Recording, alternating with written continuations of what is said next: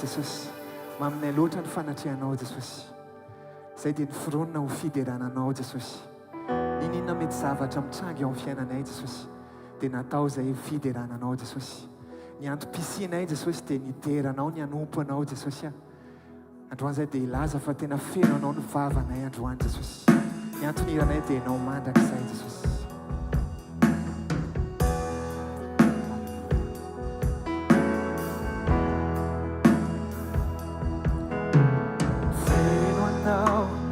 Vavako mipololotra avy ao am-po, ny anaranao no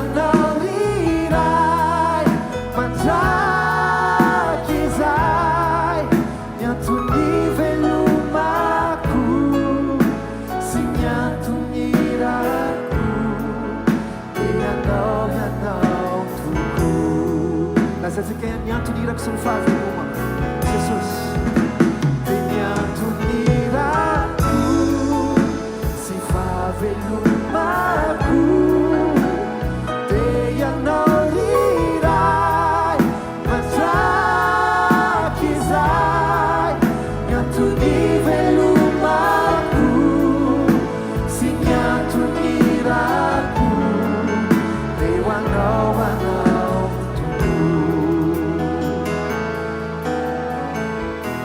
Andrakina ny fotsika Andrakina ny foko Fetsony fanaiko Ny anaranao mamelona Fagagana vitanao Ny fagagana vitanao Ny zava-drehetra hainao atao Tsy haiko ny Sira. Asadato tanano de lazao. Hallelujah. Hey. Hallelujah. Hallelujah. Medica. Lazao. Hallelujah. Medica non se suas mandas. Hey. Hallelujah. Hallelujah.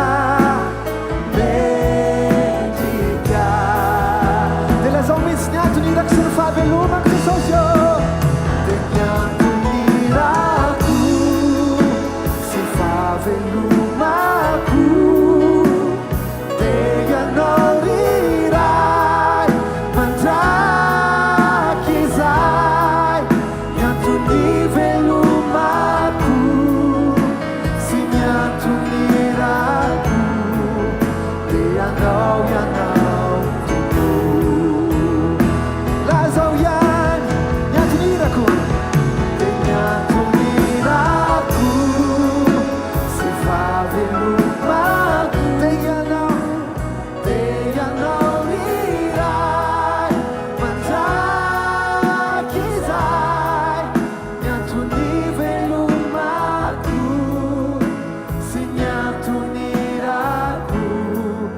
dia ianao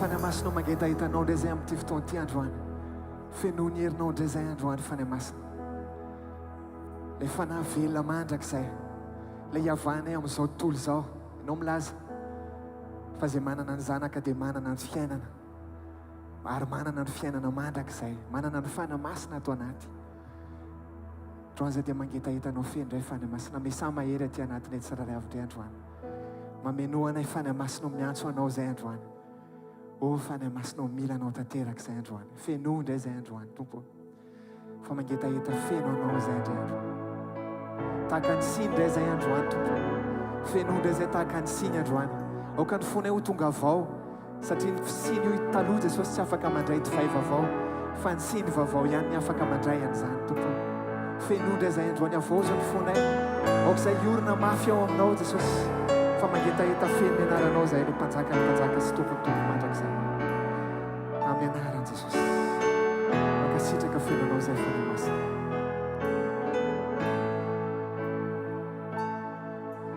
mitady zava-tsotsy na vokia tolay vehivavy nakarano kanefa nomeny Jesosy tokia madio maganoano feno tompo tsika rehetra mitafotafo mitafotafo itiziny za nomenao ay fa miretareta toniafo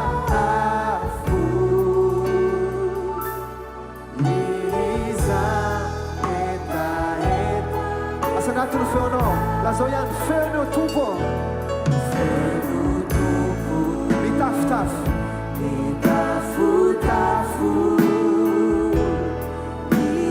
itiziny za nomenao ay fa miretareta toniafo iza etaeta mifanahy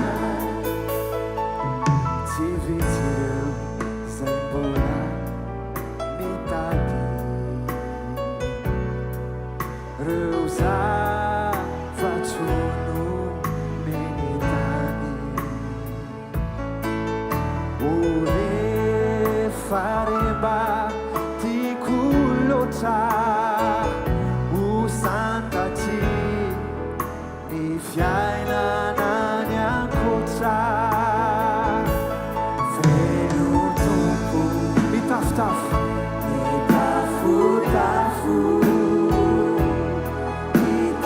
itiziny za nomenao ay fa miretareta toniafo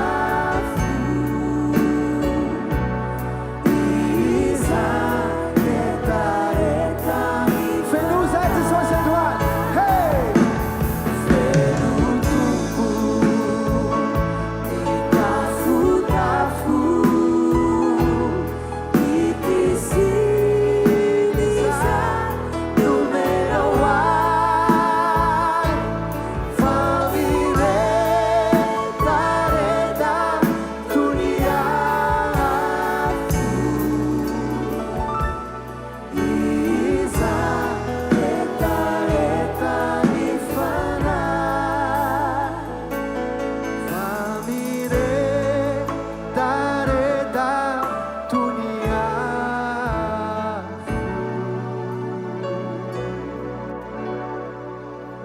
iza etaeta mifanahy ohatsika tia tanana mafy ho an'i Jesosy amin'izao fotoan'izao ataovy mafy ny tiaka ho an'i Jesosy e Alléluia. Za tena mino fa namivavaka tahaka ninona ary sika dia tsy vokatry ny finiavantsika loatra no nahatongavantsika eto fa ny fanan'Andriamanitra no nitarika antsika tonga eto handray ny teniny iay no ny fanambarany ho atsangany iray ho ampahereziny ianao ny fantatry Jesosy mihoatra no fahafantaranao ny tenanao e ary tiako fantatro fa nanisany volodohaninao aza vo isany diky fa ilay mahalala momba anao mihoatra no ny fahafantaranao ny tenanao no miantso anao dia tiako fantatro ty fahamarinany ty hoe sokafo fotsiny fonao manatrika azy dia sokafony ao anatinao angetaeta ny fanambarany dia teneny izy hoe tompo ty le siny zay le hira teo ty le siny ty mila fenona mitafotafo teny fiainana avy aminao mila fenona ny fananao tsy mavita teny zany ara-tsisy ianao ianao ny rehetra amiko ianao no etaetako ianao ny ambony indrindra eo amin'ny fiainako ary tsy misy mihitsy ny tahaka anao amin'izay Andriamanitra Alleluia fenoy tompo mitafotafo itiziny zay nomenao ay fa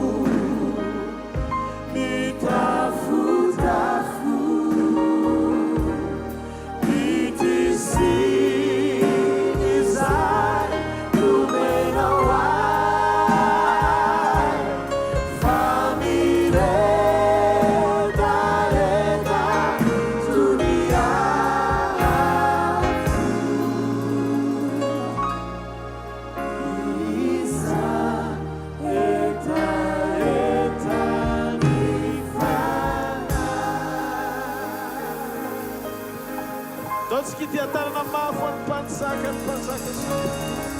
ilay tokana metsika omena ny voninahitra mandrakizay, ilay mitoetra amin'ny seza fiandenana ny be fitiavana mandrakizay, ilay tianao, nitanao, namonjy ianao, nitaridalana anao, niasa saina ny momba anao isanandro. Te hiaraka aminao mandrakizay Jesosy no anarany. Raisy ny voninahitra ny amin'ny fotoanandroany Jesosy.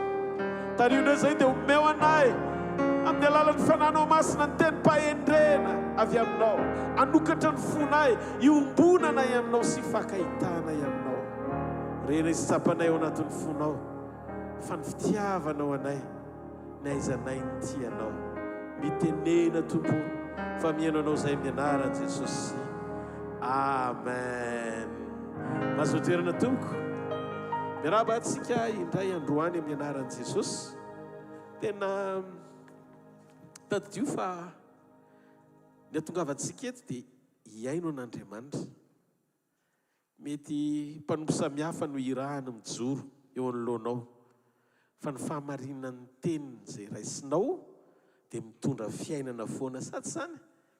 Zany mihitsy. Naona dia tondra antsika ao anatin'ny fotoana fohy ny amin'ilay tenin'Andriamanitra izay nampitondraina ny lohateny hoe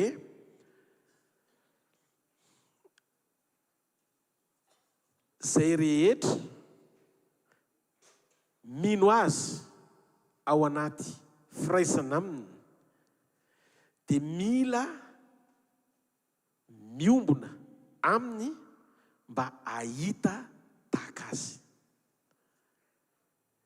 Mila miombona aminy tsika vo ahita tahaka azy. Jesosy ry havana tsy nitondra mirakla teto ambonin'ny tany, fa izy mihitsy no fahagagana. Ny fahagagana fiainan' Jesosy, fa tsy hoe zavatra nentin' Jesosy. Ny olona mahalala an' Jesosy, mino an' Jesosy, miombona amin' Jesosy, tian' Jesosy, dia tsy hoe nomeny fahagagana, fa izy tsy nanome antsika mirakla, fa izy nanome antsika fiadanana. Isaky meona amin'ny mpianana izy dia hoe fiadanana ho anareo, ny fiadanako nomeko anareo. Tsy tahaka ny fanomezana izao tontolo izao. Ho aminareo ane ny fiadanako. Isaky ny miresaka momba ny fahatsarana avy aminy Jesosy sy ny fanomezana avy aminy, dia tsisy idirany mihitsy amin'ilay zavatra mahamaika ny olona. Vakio tsara ny ten'Andriamanitra Matio, Marka, Lioka, Jona. Fa ilay zavatra tena ilain'ny olona ary mampety ny fiainan'ny olona nomeny, dia tsy fa ilay atao hoe fiadanana. Makanesa aty amiko, ianareo rehetra izay miasa fatratra sy mavesatretana, fizaho no anomenareo fitsarana. Raha mijery sika ny lesona omen'Andriamanitra ny mpianany, meny Jesosy ny mpianany, dia tsy mora ny ananan'izy ireo fo mahay mametraka ny fahatokiany zato isan-jato tamin'i Jesosy. Rehefa miatrika aty izy ka sendra fanoherana, ratsy présent sy nanam-pahatsapana mifakahita tamin'io fiadanana io tao anatiny ireo mpanompo rehetra izay novidian'Andriamanitra sy nantsony tamin'ny anarany, dia tsy izy zany fa ireo apôstôly sakaizany. Raha mijery ohatra ny tantaran'i Petera. Petera dia nandalo zavatra be dia be talohany ny samborana azy eo boky ny asan'ny apôstôly. Hitantsika ny tantaran'i Petera namohan'i Jesosy teo an-tsampokely, dia rehefa tonga ny tafiotra sonjan-dranomasina, koropaka Petera satria tany amin'ny onjan-dranomasina sy tafiotra ny masony. Dia variana izy mahita an'i Jesosy hoe fa maninona Jesosy no matory nefa efa mila hodobo ny sambokely. Nampianatra an'i Petera Jesosy hoe zay mampanika anao na zay mampatahotra anao dia ananako fahefana. tia ampianatra ny Petera Jesosy hoe ianao taitra satria matahotra ny ho faty ao anaty tafiotra sy onjan-dranomasina. Fa izaho matory satria izaho mahatoky fa izay zavatra hitranga eo amin'ny fiainako dia tsy izay zavatra hitany masoko manohatra fa zay raisiko avy amin'ny raiko zay any an-danitra. Tsy voasoratra hoe ary ny tompo tena monjy zao tontolo izao rehefa maty an-drano. Fa ny zavatra voarainy dia izao ny zanak'olona dia omboana eo amin'ny hazo fijaliana. Ndiky rehefa mafiorina ao anatsika ny firaisantsika sy fiombonatsika amin'ny tenin'Andriamanitra dia tafatoetra ho azy ao anatsika ny fiadanana avy amin'Andriamanitra. Rehefa avy eo ihany afaka fotoana fohy dia hitantsika ny zavatra nitranga fa io Petera io ihany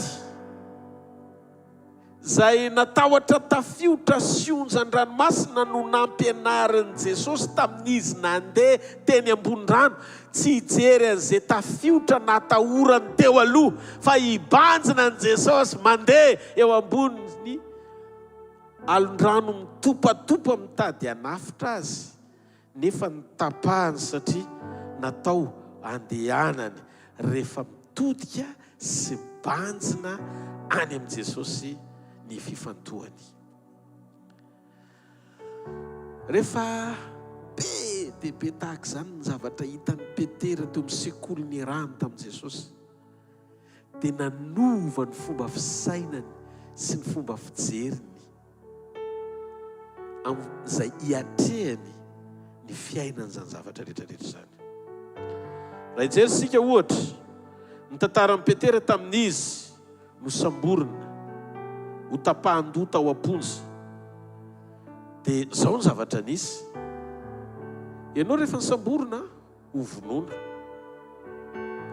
dia hitanao Jakoba omaly n'inona tamin'ny herinandro n'iny, ny samborina dia nitapahana ny lohany.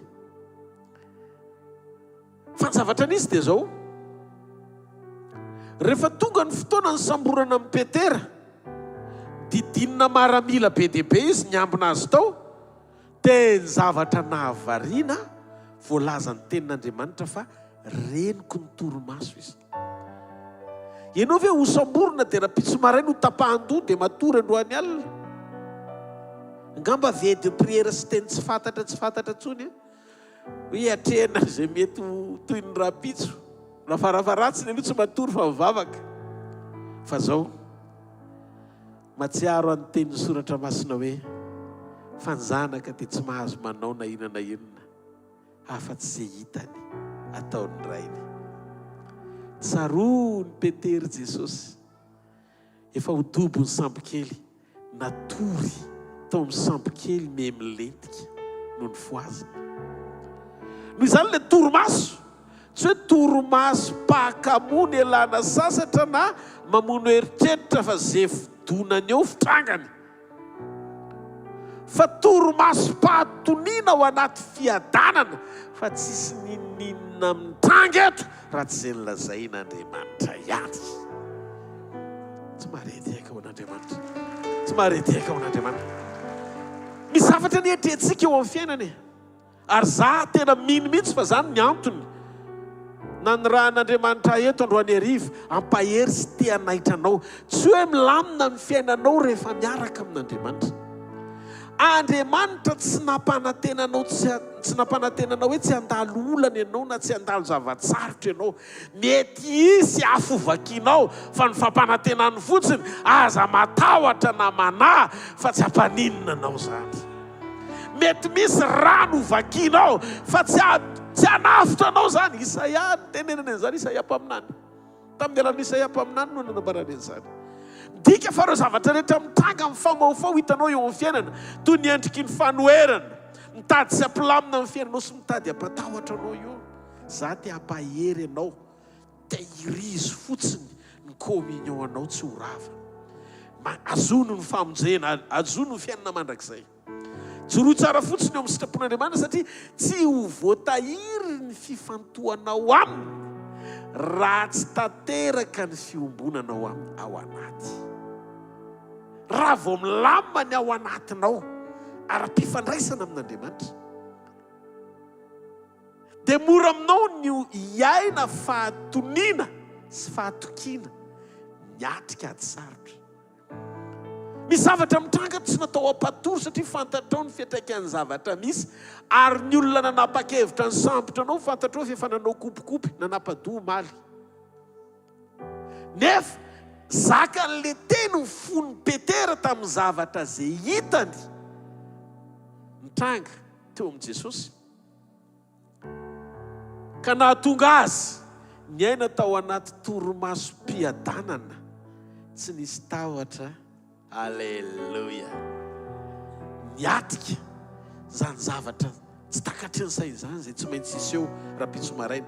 Tamin'io izy mbola tsy nisy ny teny taminy mihitsy ny hoe ho afahany ianao rapitso maraina, na hoe andao anao intervention any amin'ny gouverneur na mba tsy ho faty ianao na ohatry zany. Tsisy resaka hoe iza ny akaiza ary iza ny aninona. Natory fotsiny izy dia nambenana mpiambina manodidina azy. Raha ny fomba fijery tamaso dia tsy tafavoaka izy satria tsy maramila vitsy noho ny raha na hiambina azy. Fa teo ny nahitako matoa be ny mpanohatra dia mihoatra lavitra zay ny momba anao zay hery ao anatinao. Alleluia. Ao anatin' izay fahamarinana ijoroanao. Ilay zany tsika tsy natao hamaritra ny diantsika amin'izay endriky ny fanoherana misy atrehantsika eo amin'ny fiainana. Fa matoa ny renforcena be dia be na élément be dia be, maramila be dia be, nasaina niambona amin'ny Petera rery sady efa mifatotra vy, efa manam-panahina ny devoly hoe misy fanahina ry zareo fa misy délivrance tsy takatry ny saina amin'ny fomba mahagaga, miainga anoany noho izany tsy maintsy atao mafiorina ny famatorana sy fiambenana mba tsy afaka hikofoka izay voasambotra ka tokony hopitehina. Eritrereto ny fiainanao. Za ty ampahery anao, mety mafy be zavatra mitranga, ohatra tsisy hiriky zany hitanao hoe aiza ny voahana. Fa zao fotsiny miangavy ianao aza vela ho very le fanomezana. Tsika tsy nantsona hiandrandra fahagagana fa tsika nantsona hitahiry fiadanana.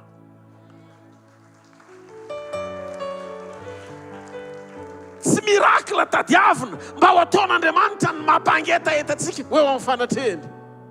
Tsy olona hitady fahagagana ny tonga eo amin'ny fanatrehan'Andriamanitra, fa olona andray ny fanomezany. Fiadanako no nomeko anareo, ny fiadanako no navelako ho anareo. Ny olona menandra fahagagana no mamoa an'Andriamanitra matory. Zany hoe izy tsy miadana fa manaitra an' Jesosy eo an-tsambokely eo ivelany, fa tsy ao anatiny. Mbola tsy tao anatin'ny mpianatra Jesosy, fa mbola teo ivelany. Jesosy nifoazina no nivavaka nampitsahatra, mibaiko ny tafiotra sy ny onjan-dranomasina. Fa rehefa nanomboka nampianatra Jesosy ny fiadanany ho maro toerana tao amin'ny Petera, dia nisy ny secours dimension ambony kokoa noho izay nitondrany azy teo aloha ka tiany Petera hisehoany Jesosy eo amin'ny fiainana. Zany hoe Petera manaitra mahambavaka an' Jesosy mitady fampitsaharana tafiditra sy onjan-dranomasina, zay le mpitady famantarana sy fahagagana. Ianao tery mamoa an'Andriamanitra, tsy hoe ratsy akory zay fa dimension voalohany zay. Fa ny faharoa, Andriamanitra mampianatra anao ao anaty problème. Izy ao anatin'le onjan-dranomasina misafotifoty na tsahatra iny, tsy nitsahatra le onjan-dranomasina fa Jesosy tao anaty tafiotra. No niantso hozy izy Petera, raha ianao ary iny dia atsoy anatona anao. Dia hozy izy, avy ny heriny teny hoe avy manantona na tonga mipetera mivoaka ny lakana nandeha teny ambony-rano, zany hoe zay natahorany teo aloha lasa nandehanany sy nitsahany ary nitsangatsanganany. Ndiky tsy mila miresaka mitafiotra sondran-dranomasina fa mifantoka amin' Jesosy. Jereo misy dingana voatonga tao anaty toromaso mpiadanana Petera, niatika ny exécution na ny fahataterahana zany atao hoe didim-pitsarana fanapahan-doha zany ny apitso maraina nefa nialiny iny fo maraina natory izy. Vakeo anie ny asan'ny apôstôly toko 20 pastora Zafady, asan'ny apôstôly toko 20 manomboka amin'ny eo amin'ny 15 ihany. Any an-tranontsika mamaky ny 15 ka hatramin'ny 20 fa ny 15 ihany no vaketsika. Asan'ny apôstôly toko 12 andininy fahenina amin'ny anaran'i Jesosy. Ary noho ny efa amoaka azy Herôda dia natory teo anelanelan'ny miaramila roalahy Petera tamin'iny alina iny, sady voafatotra tamin'ny gadra roa izy, ary nisy mpiambina niambina ny tranomaizina teo ambaravarana. Amen. Miaramila anankiroa eo amin'ny tongony sy ny lohany, miaramila koa eny ambaravarana. Fa tonga ny anjely ny alina iny, vakitsika izy, tonga ny anjely ny alina iny namoa amin'ny Petera hoe mifoaza. Dia Petera nietrehitra ohatry ny manofy, nefa ny famonjena amin'ny Petera ny tonga, zany hoe miaina toy ny manonofy ny olona manana ny fiadanan'i Jesosy, misitraka ny fanompony anjely. Tsy valim-bavaka Petera ilay, fa fiangonana no mivavaka ho azy, mazava ho azy. Fa izy ary natoroka amin'ny fomba hoana ny vavahany eo anaty toromaso. Fa saingy izao hitan'Andriamanitra ny fiadanan'ny Petera natory fa tsy hoe nitebiteby. Hitantsika tsara fa io toromaso io tsisy tabataba, tsisy tahotra, tsisy hoe voateo Jakoba ny vita. Tendao amin'izay ikika hoe mila vonjy ahoana ny tokony atao hoe atao daholo izay sarongotana amin'ny fomba fisainana maha-olombelona. Fa Andriamanitra tsy mampianatra antsika hiazakazaka fahatany, na hitabataba fahatany, na hitebiteby fahatany, fa mahampianatra izy ny ananantsika fitsarana ao anaty fiombonana sy firaisana aminy. Ozy Herôda tamin'ny Petera hoe torinao indray raha-pitso maraina. Hitanao iny Jakoba vita iny, fa ny alina iny izy tonga dia nampiomana Herôda zany teny hoe raha-pitso maraina zany no atao izay tokony atao momba anao. Ary fantatry Petera tsara fa ho faty izy. Rehefa tonga nefa ny anjely nanafaka amin'ny Petera, dia ny zavatra hitan'ilay anjely, izy ny foazan'ilay anjely tao anaty toromaso. Ny olona matory dia manofy anjely, fa ny Petera toromaso no foazin'ny anjely. Misy zavatra tsy azononga amin'ilay zavatra tiako tenenina. Ny anjely tsy tonga manaitra olona ao anaty toromaso, nefa olona mitebiteby tsy manana ny fiadanan'i Jesosy. Ny fiadanan'i Jesosy nanapaka tao anatin'ny Petera, nampatory azy ny atrika ady sarotra. Natonga ny anjely ara-panafana ny anjely, fa lasa nanaitra olona, olombelona oatra tao anaty toromaso mba ho avoakany. Dia toy ny tao anaty rêve le action rehetrarehetra no seho, nefa tonga réalité zava-misy le rêve nanofy noetretin'ny Petera fa niainany tamin'ny fomba nanafahan'Andriamanitra azy. Te hiteny aminao aho, te hiseho amin'ny ara-panahy eo amin'ny fiainantsika Andriamanitra. Afaka maniraka anjely izy amaly an'izay zavatra rehetra mety impossible lalovanao eo amin'ny fiainana. Fa tsy fampanantenana fahagagana sy fiandrandrana fahagagana no atonga anao hisitraka an'izany, fa ny fanananao toe-po manaiky androso ao anaty fiombonana mba hahafahan'ny fiadanan'i Kristy hitoetra betsaka ao anatinao. Tadidio ry havana, fa rehefa tsara ny union na ny fiombonana na ny ianao iray amin'Andriamanitra. Mety tsara ny fifandraisanao amin'ny tompo, dia za te hiteny aminao sy hampanantenanao androany hariva. Tsy mila mitondra mbavaka ao anaty tebiteby akory ianao ny aman'Andriamanitra n'izay zavatra mahatapitalaka alehanao. Fa Andriamanitra mihitsy ny ahatsiaro sy amaly ny amin'izay zavatra rehetra sy etaeta ao am-ponao ka tianao hidirany an-tsehatra, hikasiany fiainanao, andraisanao fahagagana avy aminy. Ohatrany nanonofo Petera. Ino ty zavatra mitrangy ty? Zao le izy anefa. Rehefa tonga ny anjely nafaka amin'ny Petera tena hitazona tory. Petero misy zavatra mahavariana. Ianao dodo be. Nefa ny zavatra hitrangy eo amin'ny fiainanao raha pitso maray no tapadoa. No marina dia zao. Ny lesona ny raisiny Petera. Dia zao, tsy hoe nitoky izy fa mahay zavatra rehetra Andriamanitra, mpanao fahagagana Jesosy, vita. Iny zany efa hitany ihany. Fa tsy niandrandra izy fahagagana tamin'i Jesosy. Fa ozy izy, ianao ny manome fitsarana. Ary hitako tao anatin'izay sarotra rehetra lalovako tao anatin'ireo expérience anankiroa ireo na traikefa anankiroa ireo. Fa rehefa ianao ny asa tsy misy masakana ary tsy misy arobaka amin'ny tananao zany. Amin'ny fomba ahoana moa ny kalitean'ny fomba kalitaon'ny fomba fijeryn'ny olona anankiray mivoaka ny lakana mandeha eny ambony rano, vao mivoaka ny lakana fotsiny dia ny ny apôstôly raika ambin'ny folo ambiny hoe wow! Zany hoe na tiana na tsy tiana miaravariana mahita amin'ny Petera mivoaka ny lakana mandeha eny ambony rano daholo ny rehetra. Dia zao tsy Jaona ny ainan'izany, tsy André ny ainan'izany, tsy Thomas ny ainan'izany, tsy Judas ny ainan'izany fa Petera. Amin'ny fomba ahoana moa olona ny aina sy nahita ny fiarahany tamin'Andriamanitra tao anaty fahatokiana, tian' Jesosy, matoky an' Jesosy, mibanjina an' Jesosy, no very fiadanana ao anaty alina. Fosy izy Petera hoe alao matory fa zay ataon'ny tompo ao fa tsy maninona fa tadidiko izy le natory tao anaty lakana rehefa dobo ny lakana. Dia mety gaga ianao, tena mahavariana fa Jesosy rery ny tokony havita an'izany. Petera koa ny ainan'izany satria izay mino an' Jesosy ny asa nataony no ataontsika koa, ary ianao asa lehibe noho izany ary isika satria izy makany araka ny tena.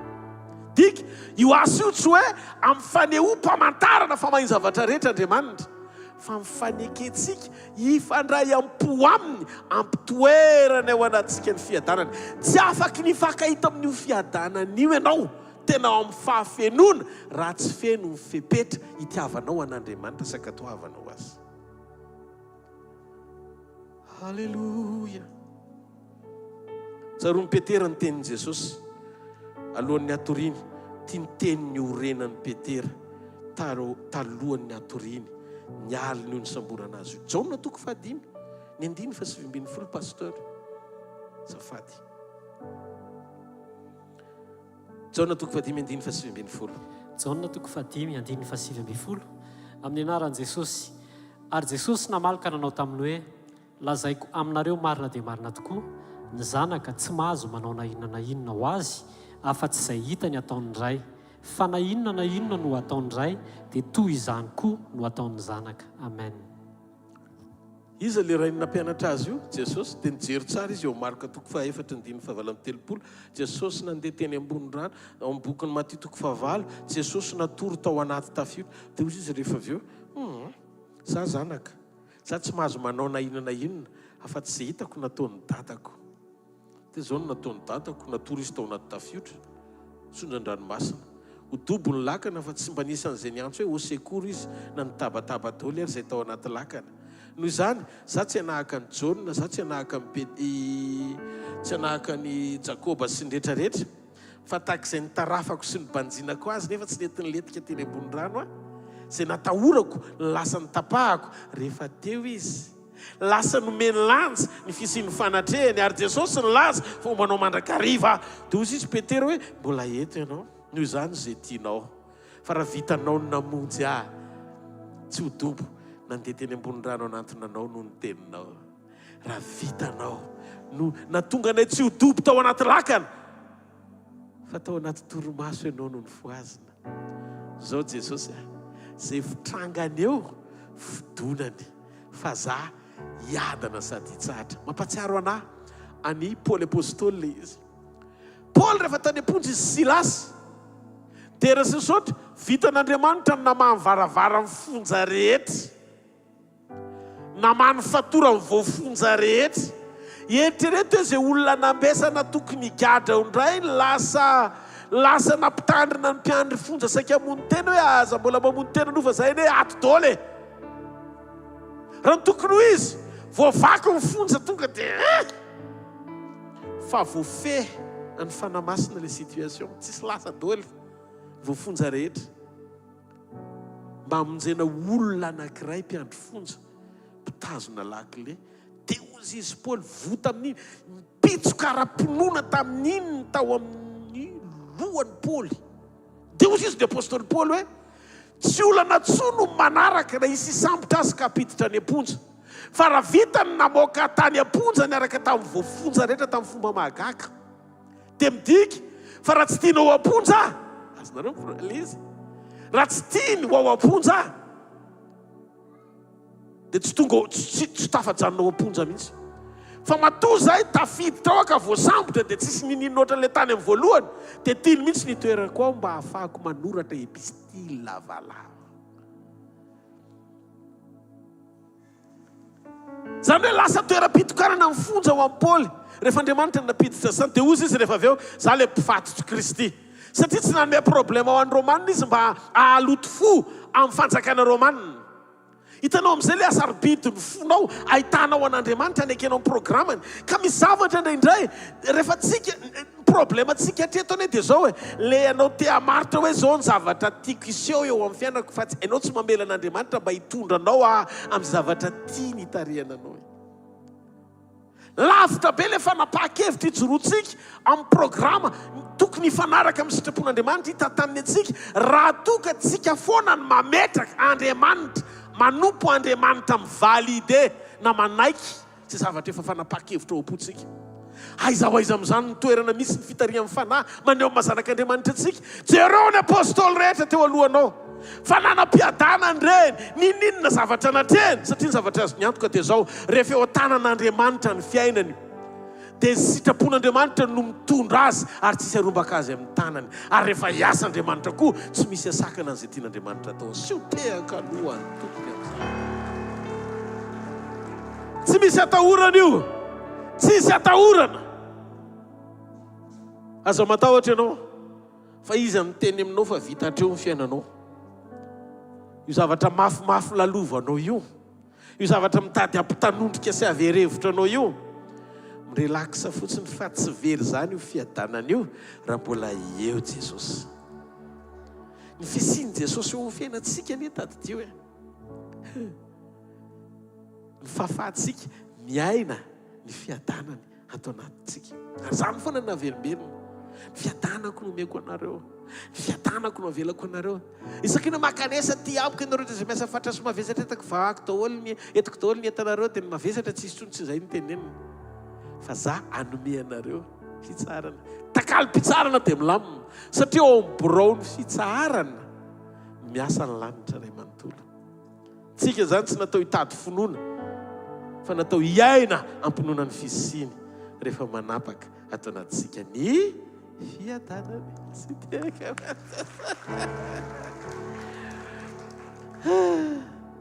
tadidiny petera tsara fa tsy mora ny zavatra natrehany. Matahotra avokoa ny mpianatra fa Jesosy rery no natoro. Dia ozy izy foazoko Jesosy aloha fa zay aloha le dingana nisy azy. Koropaka aloha petera toa Jesosy hoe amin'ny manaraka ampianarana indray hoe le problème eo ihany fa tsy mikoropaka fotsiny. Dia tonga indray koa ny fotoana navoaka petera tao anaty lakana, tafiotra tsy nesorina. Azony petera tsara fa ny fitsarana dia ara-panahy, hetsika ara-panahy. Fiadanana dia tsy hoe satria tsisy tafiotra dia miadana. Tsy conditionné ny tafiotra ny fiadananao fa fiadanan'i Jesosy aloha le izy. Tiako fantatra aloha zay. dia raha tonga eto ianao angataka hoe tompo mba tsary ty olona ty mba hiadana tsy le olana no mamaritra n'le fiadanana fa le fiadanana efa ao anatinao mialohan'ny atrehan'olana. Azonareo ve le zavatra mitranga? Ao anaty olana tsy tokony ho vera le fiadanana satria ny fanatrehan'i Jesosy ao anaty tafiotra no antoka mampitsahatra ny fonao hoe réel kokoa, zava-misy kokoa no ny fanoherana ny fisiny eo amin'ny fiainako. Dia izay no mahatonga antsika mamerina foana isaky ny rava hoe ny fisin'Andriamanitra eo amin'ny fiainako dia misy lavitra noho ny fisiko. Ampianarin'ny tompontsika tsy hijery ny zava-misy fa hifantoka aminy. Alleluia. Zany natao hoe finoana. Tsy antso mafy noho ny tafiotra fa mahalala faniery sy ny fahefan'ilay mampanaiky ny rivotra sy ny ranomasina dia ambony lavitra noho ny fisehoan'ny tafiotra rehetra sy ny fanoherana rehetra.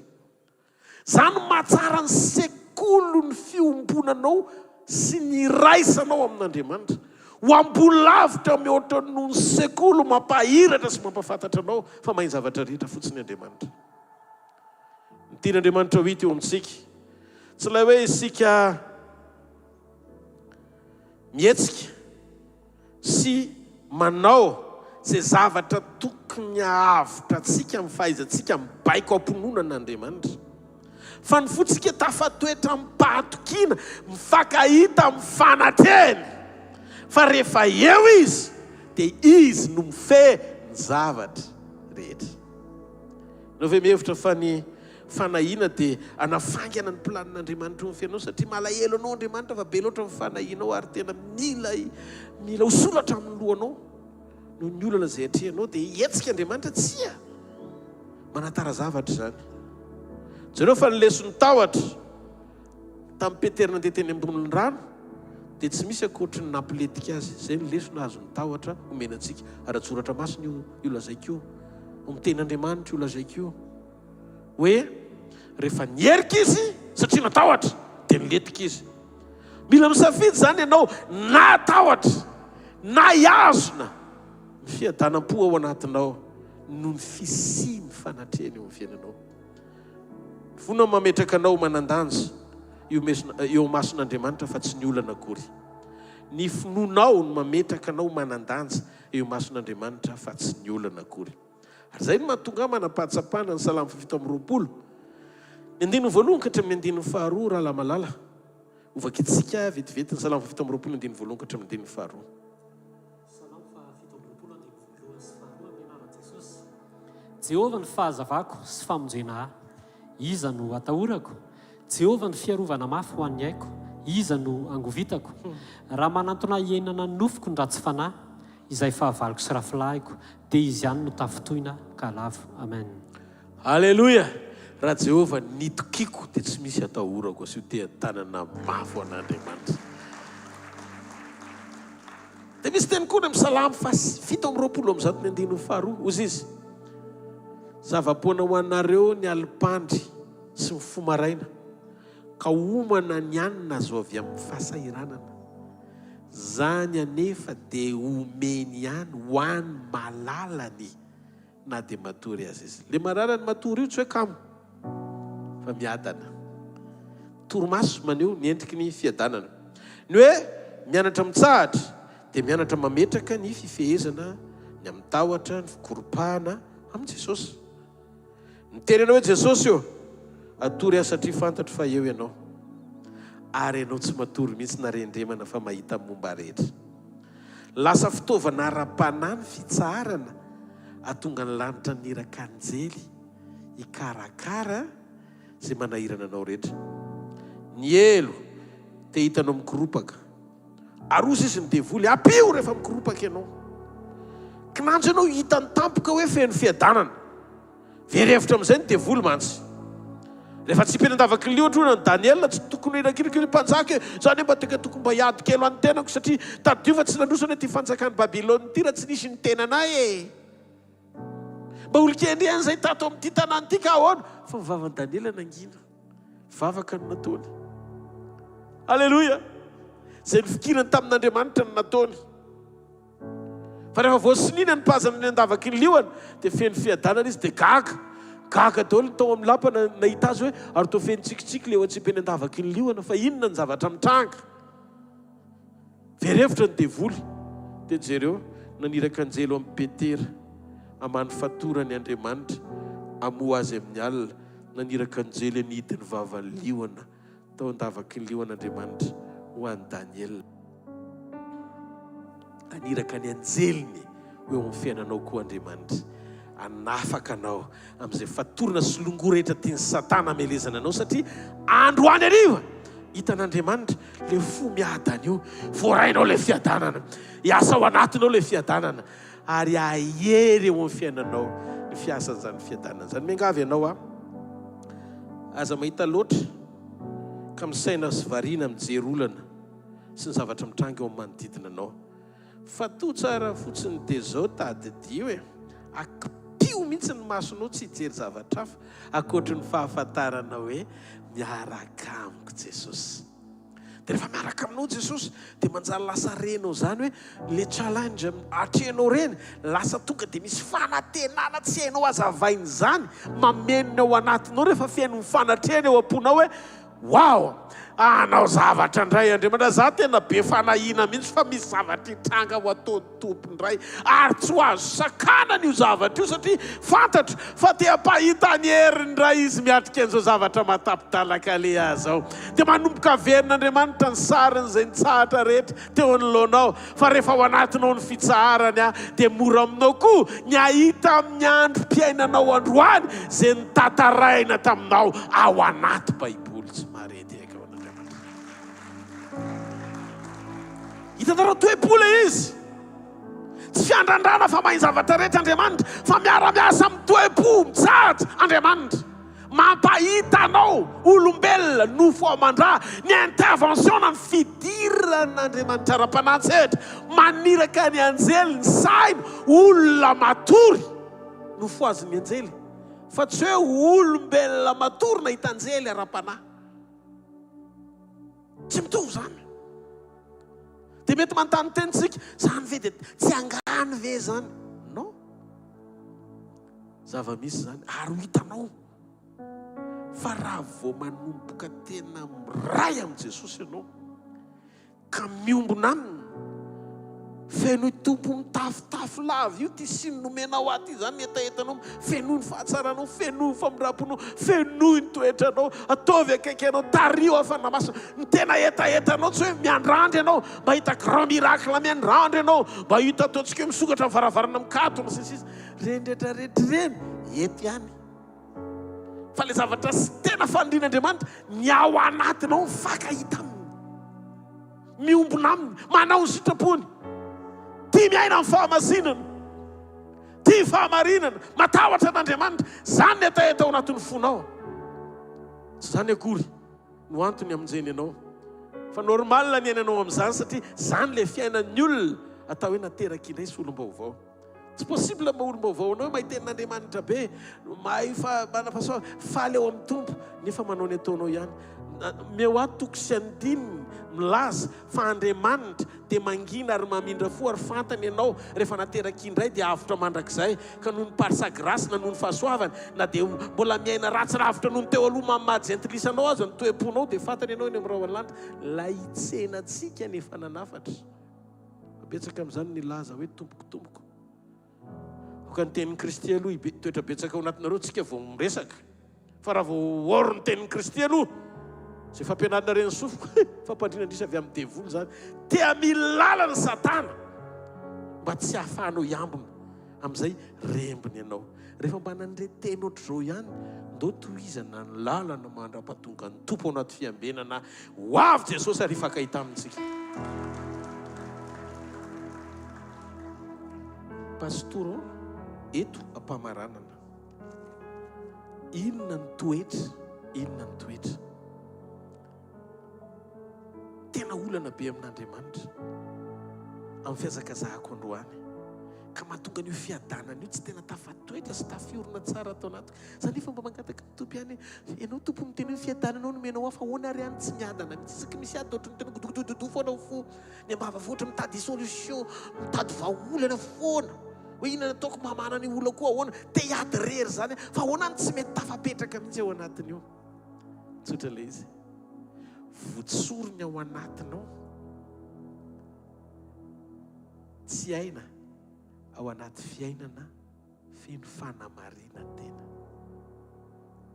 faux semblant ajanony tena zava-doza ara-panahy ny fanamarina tena satria mahatonga ny olona zay mbola miaina ao anatin'izany hiafina ao anaty fiainam-paharatsiana hatrany amin'ireo karazam-pahatsarana tiany anehoana ny tenany fa mety izy ety ivelany eo anatrehan'Andriamanitra tsy hoe tsara ny fahalavonao raha miteny an'izany na hoe tsara raha solafaka ianao fa ny olona solafaka authentique tena hoe solafaka izy nefa manana fo honnête eo anatrehan'Andriamanitra mijoro hoe tena solafaka Andriamanitra vonjeo ahako tsy miezaka manamary tena fa tonga dia afaka niariny ireny olon-dreny fa ny olona anankiray mijoro fa ohatry ny mety be ety ivelany kanefa hitan'Andriamanitra fa tsy mety mihisy ny fiainam-panahiny fa misy zavatra tsy bebahany mihitsy fa mbola iainany foana tena mandra-pivery an'i Jesosy tsisy ninninina azo ataony amin'ireny olon-dreny satria misainy ireny olon-dreny hatramin'ny farany hoe faly amin'ny Andriamanitra rehefa nampiasa azy na faly amin'ny Andriamanitra rehefa nahita fahagagana izy na ohatr'izany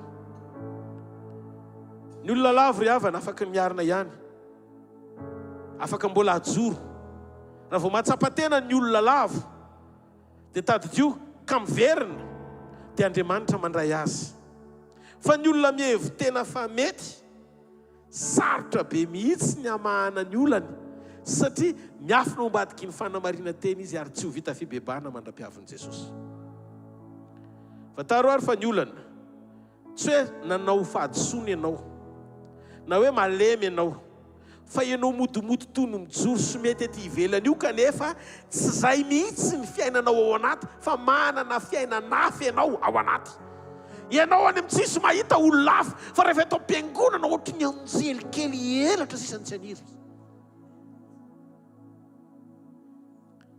ny tsara ivelany dia manaitra ny olona fa tsy afaky ny amitaka an'Andriamanitra zany mihitsy ianao satria izy mahalala ny tena marina mombanao ato amin'ny ten'Andriamanitra dia izay mihitsy no asehon'i Jesosy ndao re tsika hijery ny fiainan'i Jesosy Matteo, Marka, Luka, John vakio fa reo mpanota sy olon-dratsy rehetrarehetra zay nitady an'i Jesosy tsy tezitra tamin'ny olon-dratsy zany Jesosy na olona tsy mendrika zany onena mpanota izy fa napiakatra ny tambaviny tompo napiakatra ny fahatezerany tompo napiakatra ny fahatezerany tompo dia ireo zay milaza fa mpivavaka nefa hita mifampiatsara velatsy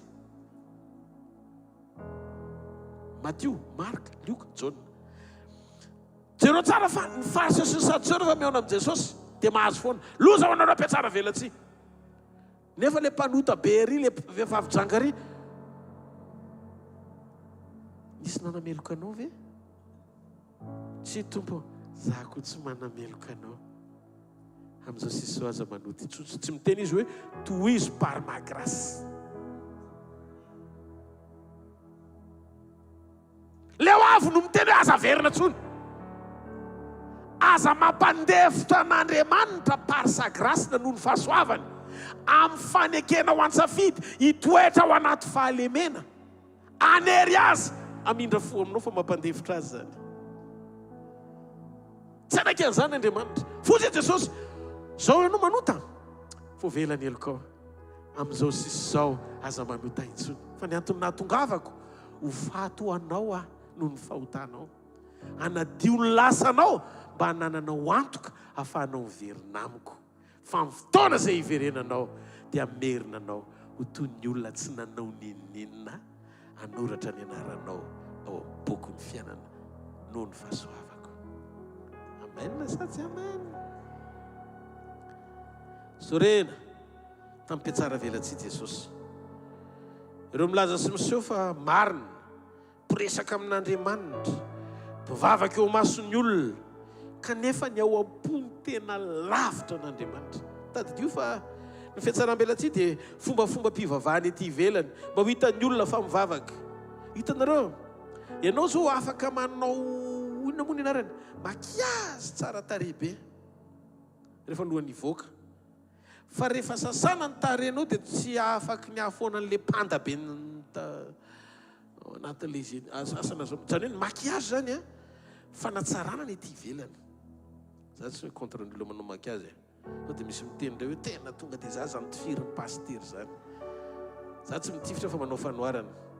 Tsy mety reo hitan'ny olona fa tsara ianao. Ny olona taitra mahita ny fahatsarany ety ivelany, fa Andriamanitra mandinika amin'ny fo mahalala n'ilay faharatsiana miafinao anaty. Zany hoe makiazy spirituel ny fiatsaram-belatsia anafenana orgueil na avonavo-po. Endrika ara-panahy ivelany, anakonana fiavonavonana fotsiny io. Miseho ivelany ho ara-panahy, tena ohatry ny mety tsara zany, toy ny hoe tena marina fa Andriamanitra mijery ny fosy mandinika fo dia ozy Jesosy vao mijery anao. Matio 5:17 ka hatramin'ny 5. Matio 5:17 ka hatramin'ny 5. Pastor azafady. Matio 5:17 ka hatramin'ny 5 amin'ny anaran'i Jesosy. Ry mpiatsara velatsia, marina ny namina an'iny Isaia anareo hoe ty fireneny ty manaja molony, fa ny fony kosa lavitra. Ty fireneny ty manaja molony, fa ny fony kosa manalavitra. Nareo ve tsy nahita hoe tsisy mpianatra zany mba voatanisa ao anaty Baiboly nanoroka an' Jesosy fa Jodasy nanao an'izany. Ary iny izy nanoroka azy. Petera mba nila an'izany fa tsy nanao an'izany, fa Jodasy nanao an'izany. Farany azo ny Jona natao niankina teo amin'ny tratrany teo am-pinanakanina. Fa zao Jodasy nahita mirakla, tsy mirakla manovy olona. Jodasy nandray fampianarana, tsy hoe rehefa manatsofo nandray fampianarana dia miova ny olona. Fa zao ny problème, tsy mifandray am-po tamin'i Jesosy Jodasy, manque na communion. Nefa niaraka tamin'ny asa fanompona, tena misokatra ho amin'izany raha minitatra kely fotsiny fomba fijeriny sy ny tao anatiny. Le izy tsy hoe efa ela nanaraka an' Jesosy sy nanompo azy, tsy hoe efa manana titre apostolika, Jodasy nanandreo rehetrarehetrareo, fa sainy fa vitan'ny Jodasy ny nanantona sy nanoroka an' Jesosy, kanefa ny fony tsy mifanaraka tamin'ny fietsiny. Fietsika mpitiavana, anafenana famadihana an' Jesosy ny ao anatiny. Vero fa ny fiainana modomody tsara na faux semblant io dia miaro ny imaginao ety ivelany na ny sarinao ety ivelany fotsiny, fa manimba ny amina na ny ainao ao anaty.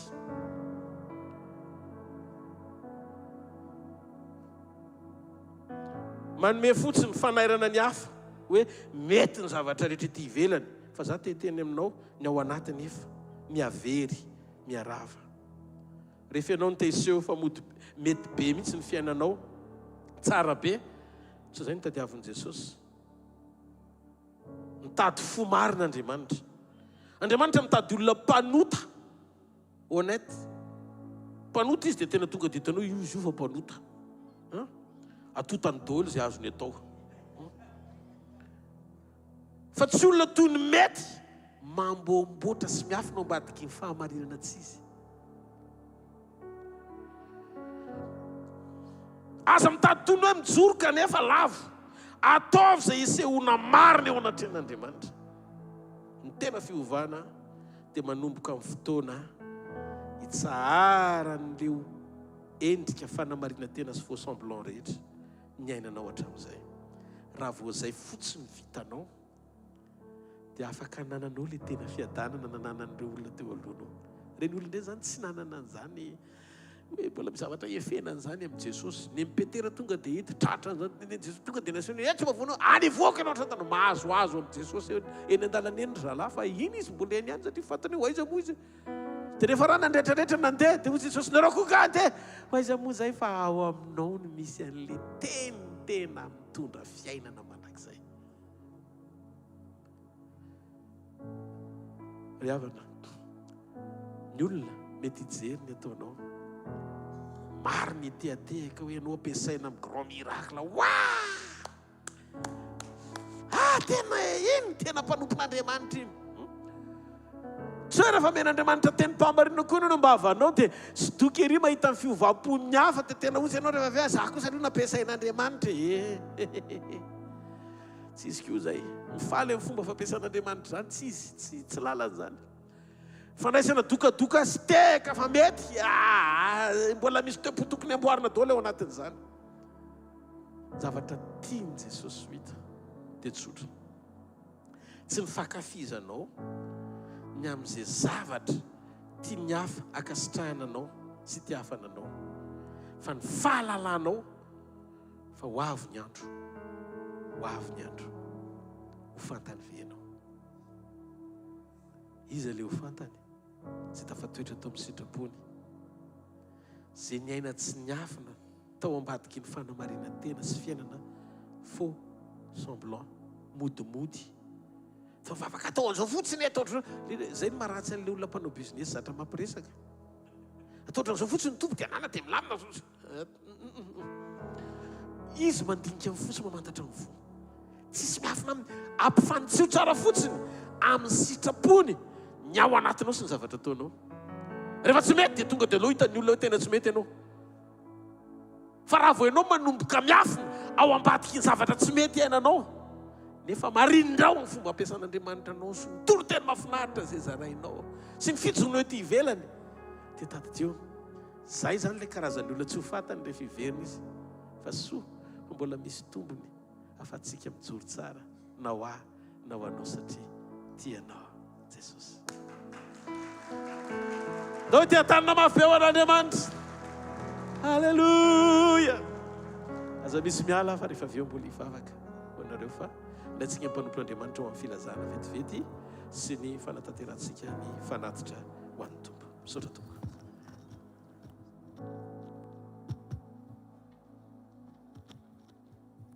Halleluja. Ndatsika mbola hitehako ho an'i Jesosy mafy be.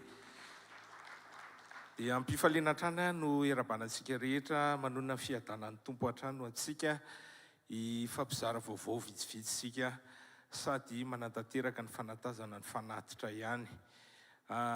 Rapitso zadino ny fotoanantsika eny amin'ny centre hvkl bypass amin'ny valo sasany manomboka ny fotoana, misy ny fiderana, misy ny fiankofana, misy ny tenin'Andriamanitra zay mampitondrai ny mpanompony fa zadino ihany koa fa misy ny fiarahantsika mandray ny fanasan'ny Tompo rapitso anasana anao ampitiavana. Raha ohatra mbola tsy hitanao ilay toerana dia eny amin'ny bypass iny dia misy ny gastro iavoloha, dia eo akaikiny eo misy hoe misy toeram-pisakafoanana anankiray hoe Bogota, dia nelanelany eo no miakatra dia misy pavé eo dia manaraka ao alohaloha ianao dia mora hita kely. Efa misy miandry anao eo ivelany eo raha ohatra tsy mahita an'ilay toerana ianao anasana ampitiavana rapitso. Ny alahady ao antsika izay maniry anana fotoam-bavaka eny anivon'ny vondrom-bavaka samihafa, cellule de prière, misy mihitsy ny fiangonana, dia manasantsika anatona nireny pasteur samihafa ireny anontany azy hoe aiza ho aiza no azonay hivavahana arakaraka ny toerana misy anao. Misy ny alahady maraina dia misy koa ny alahady hariva.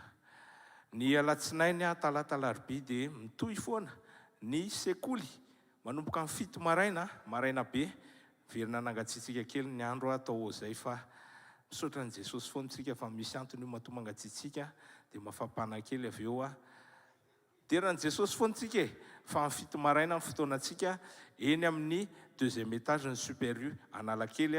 Ny alatsinainy sekoly famahana olana, ny talaty zao sekoly fanasitranana, dia ny alarobia sekoly tokatrano. Ny alarobia hariva dia misy ny école biblique manomboka amin'ny 2 sasany efa 2 volana sy tapany teo zay no nanombohan'ilay izy ary maharitra 3 volana kanefa tsy manakana antsika izay mety mbola zao vao manam-pahafahana ara-potoana ho tonga eny amin'ny centre hvkl-mission manomboka amin'ny roa sasan'ny alarobia ny école biblika miaraka amin'ny intercession ihany koa io mahafinaritra be ny fotoana irahantsika eny anatsika rehetra ampitiavana ihany koa zany. Zay aloha ny fandaram-potoana hatramin'ny alarobia dia aloha mba metsika manaraka indray ny inona no miseho indray ny alakamisy sy ny zoma rapitsanao maheno azy hoe inona indray ny toy ihany ny amin'ny alakamisy sy ny zoma hoe tehaka mafy be ho an'i Jesosy sady hitsangana ihany koa tsika hivavaka asandrataony amin'ny tompony tananao makasitra azy misaora azy ny amin'ny teny zay voavoaraitsika teo.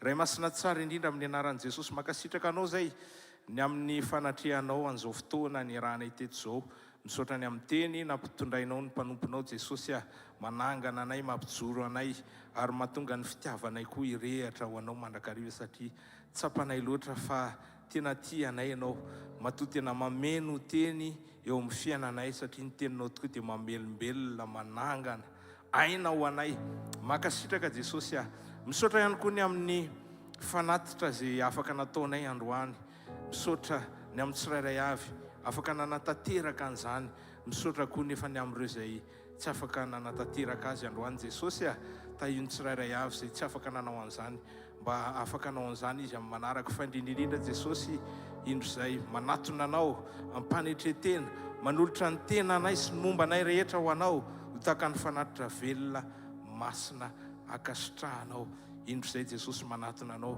ataovy zay tianao atao momba anay manontolo fa matoky anao zay ianao ny mpamonjy anay ianao n'Andriamanitra makasitraka Jesosy ary mbola mametraka ny fitohizan'ny fotoana rehetra ampelantananao mahery sy mahagaga ny anaran'i Jesosy amen. Mitehaka fontsika ho an'i Jesosy dia mandraindray mpanompon'Andriamanitra. Alleluia.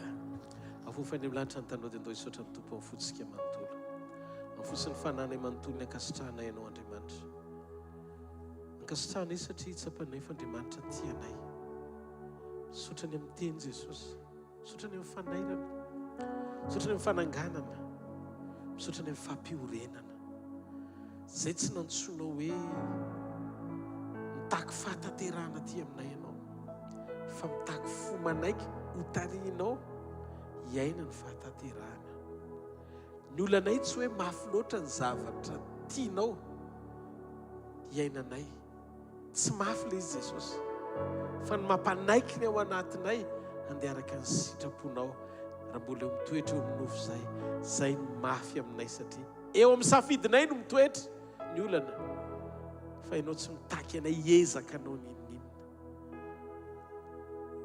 ampianaro zao isafidy ametraka ny etaetanay fanandrify amin'ny sitraponao fa rehefa zay ny ao anatinay dia mora amin'ny fanamasina no mitondra anay sy manovanay ao anaty tonga tsy tianay zay tsy tianao ary tonga mahafinaritra anay sy fahafinaretanao anay zay fahafinaretanao androany hovainy tsirairay avy zay tonga eto amin'ity takarivo ity tenanana an'izany fo zany fanamasina tena milanao fiainanay tena mangeta etanao zay tena miandrandranao zay miasa mahery fanamasina vavaka ho anao amin'ny anaran'i Jesosy za koa mino fianao vavaka ho anao tsy misy anankiray inona manokana eto f'Andriamanitra no hiasa eto androany mino f'Andriamanitra hijery ny fiainanao manokana ihany koa ao anatin'izao fotoana izao dia hivavaka ho amin'ny fanasitranana anao na ny fonao na ny ainao na ny fananao na ny tenanao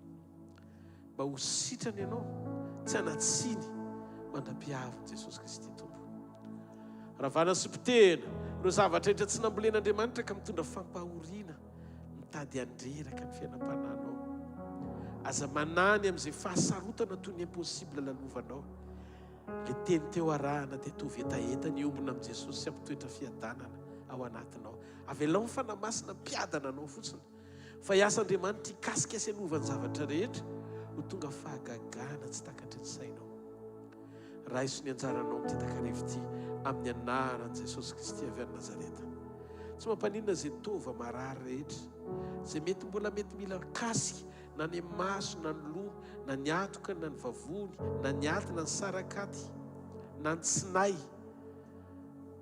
na taolana na lamosina na rà tsy haiko hoe inona le maharary ianao na ny amin'ny tovam-pananahana na ny amin'ny tranonjanaka. Andriamanitra amin'izao fotoana izao hikasika ianao amin'ny fomba mahagaga. Raiso izany amin'ny anaran'i Jesosy Kristy avy any Nazareta. Minofa ny vavolombelonao dia ho tanterahana. Mio voninahitra fotsiny Andriamanitra ny amin'ny zavatra nataony fa tsy olona no manao an'izany. Dia aoka izay zavatra rehetra ataony Andriamanitra ahatonga anao iray aminy tsy ombona aminy ary ho voatahiry eo amin'ny mandrakizay. Hitanareo anie Jehovah ka hiaro anareo. Pamirapiratra ny tavany aminareo Jehovah ka midra fo aminareo. Ananatra ny tavany aminareo Jehovah ka menareo fiadanana. Amin'ny anaran'i Jesosy Kristy avy amin'ny Nazareta. Amen. Eno kely vetivety aza mbola misy miala. Fotoana spesiala indray fotoanantsika rapitso eny bypass. Misy teny pahendrena no meny tompo manokana rapitso ho an'ny mpiray-latabatra amin'ny tompo izay enoko fa hanokatra ny ao anatiny ao bebe kokoa, anampy anao amin'ny fitantanan'i Jesosy ianao iombona aminy mandra-piaviny. Raha azo atao ka afaka tonga hava ihany. Amen. Dia aza diny koa ny fiarahantsika mientana ao anatin'ny sekoly baiboly. Fa zava-tsoa be dia be mihitsy no azon'ireo izay manatrika an'izany fotoana izany. Misy miantso tena hoe misaotra an'Andriamanitra ny amin'ny fisiny izy satria misy fanampiana omen'Andriamanitra amin'ny alalan'ny teny iorenantsika amin'izay lalana hitonan'Andriamanitra antsika izay. Dia manantena anareo indray tsy ny feonantsika rapitso toy izao amin'ny anaran'i Jesosy. Ny vavolombelonao dia afaka soratana amin'ny pasteur Sandratra. Pasteur Sandratra iny rapitso izy dia efa tonga loloha eo mandray ny vavolombelona izay rehetra, amerina ny voninahitra any amin'Andriamanitra. Avereno any amin'ny Jesosy le izy fa aza kobonina hoe menatra, matahotra sy ny rehetrarehetra. Dia izao rehefa mijoro vavolombelona aza manonona anarana mpanompon'Andriamanitra. Mpanompon'i Jesosy fotsiny hoe na zavatra ohatr'izany nataon'Andriamanitra dia averina any amin'ny Jesosy voninahitra fa izy rery manao an'izany. Tsy olombelona manao andrendretrarehetrareny, tsisy voninahitra tokony hipitika any amin'ny olona nankely azy satria tsy olona no fantsika teo amin'ny azo fijaliana na nanaovana batisanareo fa ny anaran'i Jesosy rery. Dia aoka Jehovah hifaly amin'ny asany. Samy hotain'Andriamanitra dia zareo fahasoavana fa fahasoavan'Andriamanitra no matoy izao fahasoavan'Andriamanitra no matoy izao anareo. Amen. Jereo ny olona roso telokely dia tsofo rano izy zao hoe ny fisian'Andriamanitra eo amin'ny fiainako dia misy lavitra noho ny fisiko. Mandehana miaraka amin'ny fanatrehany hoe dia aoka hotronona mandrakariva ianao. Eloma tompoko.